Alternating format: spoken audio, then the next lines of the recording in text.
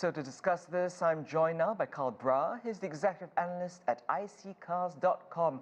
Good to have you on the show, sir. Hey, great to be on with you. So we've seen driverless taxis for the past 2 years now on trial in China. Now it's expanding to other cities.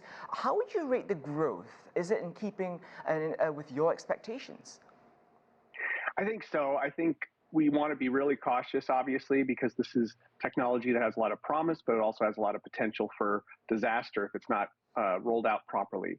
And I think there's been good prudence here, and now we're seeing them get ready to actually launch without the safety operators, which is the end goal, of course, we've got to get to eventually to make this all make sense. And I think we're progressing at the right rate to do that and hopefully have minimal risk. Well, talking about safety and minimal risk, I mean, that's what people want to know, right? How much confidence can they put into autonomous vehicles? I feel like the government and the oversight committees that are watching this are pretty conservative. And if they're to the point now where they're letting a very small, but they're letting a few of these vehicles start to drive without safety operators, they must have been convinced by the technology and its ability to deal with a lot of different situations and not get flustered or have problems. Right. So compared with the rest of the world, Karl, how is China doing putting autonomous vehicles on the road? Are they ahead of the game, just on par? You know, I think it's been a little while that we've seen some others that don't have safety operators for a couple of years. And I think it was 2020 that Google started doing it in some limited markets. So this is their first driverless, completely driverless or non-operator vehicle tests. They're a little bit behind someone like Google, apparently. We'll see how things go. I think, because Google's been in that stage for a while and they haven't moved to a much wider area yet. So they're also moving at a very prudent rate. So the race is still very much up for grabs. Right.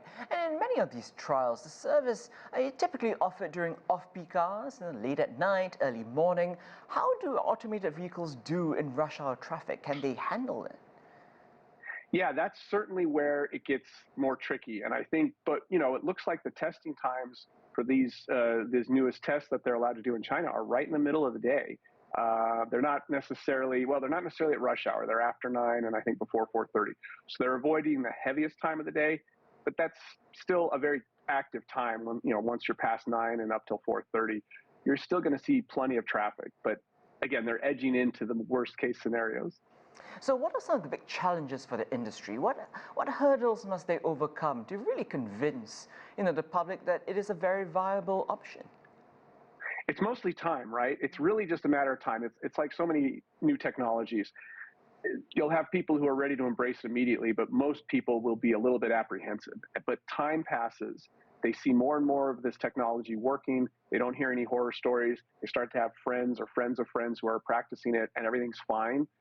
That's really the only way to get there. You can't speed that process up. You just got to get it started as soon as you can and hopefully move things along as quickly as you can in terms of familiarity and comfort. All right, well, Karl Brauer, I look forward to the future, as they would say. Executive analyst at iccars.com. Thanks so much for your time. Thank you.